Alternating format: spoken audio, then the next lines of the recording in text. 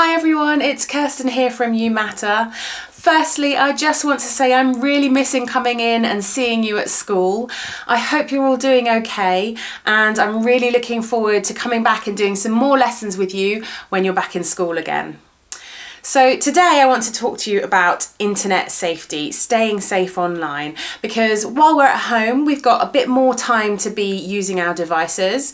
Sometimes parents have got to do work, and so that means they might need to leave you alone on your devices, and I just want to make sure that you're keeping yourself safe. So in January, February time, I came and spoke to you about online safety. Do you remember? So we spoke about our digital footprint. Now that is a record of everything you do online.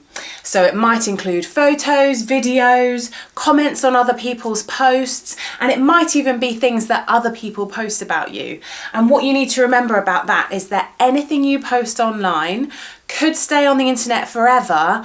And do you remember me saying that it could affect you getting things like jobs or onto courses that you want to do in the future? Now, the next thing we spoke about was private information and personal information. So remember, personal information can't be used to identify you because it might be true for lots of other people. But private information could be used to identify you because it's unique to you. So it's things like your address and your telephone number and what school you go to. The next thing we did was we made some super secure passwords. And remember, we started with a memorable sentence and we used the first letter of each word in the sentence. Then we added some numbers and some symbols. We tried to make sure they're at least 8 characters long. And we needed to remember we never use any private information in our passwords.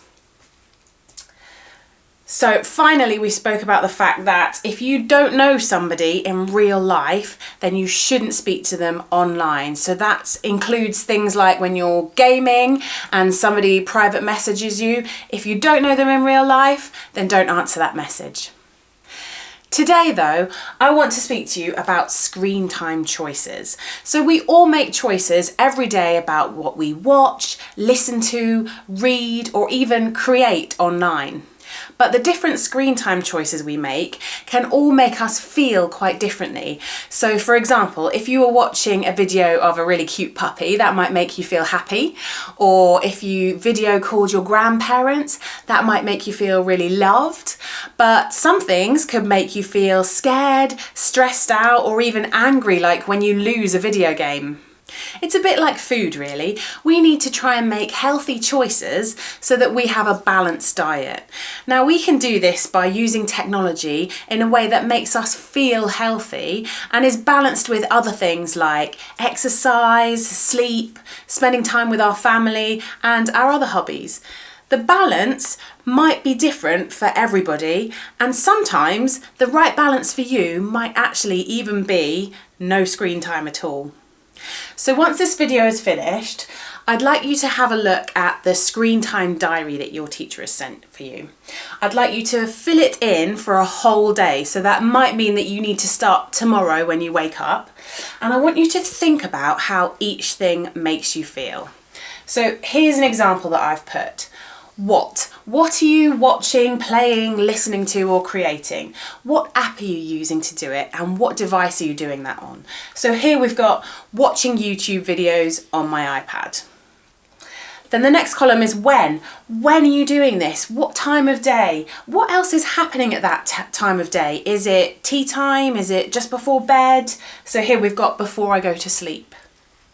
The next one is how much. So how much of this are you doing? How long are you spending doing it? And how often do you do it? So we've put here 2 hours every day.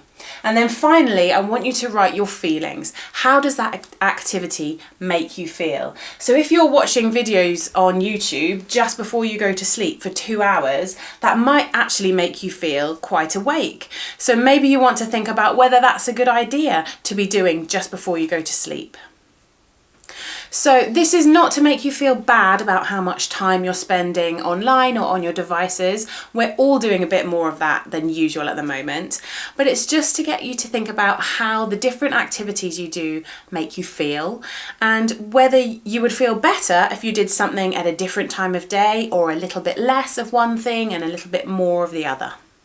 And finally, I just want to remind you to make sure that you check all your settings and that you're on private so that strangers can't contact you, find out where you are, or join your game or your chat. Don't share your private information. Make sure that if anybody says anything to you that is rude or makes you feel uncomfortable, you can block them and you can report them. And then finally, if you're worried about anything, if you see anything online that makes you feel sad or scared or even just a little bit uncomfortable, make sure that you always tell an adult straight away. That's all from me for now, but look after yourselves and your friends online, and I look forward to seeing you again really soon. Bye!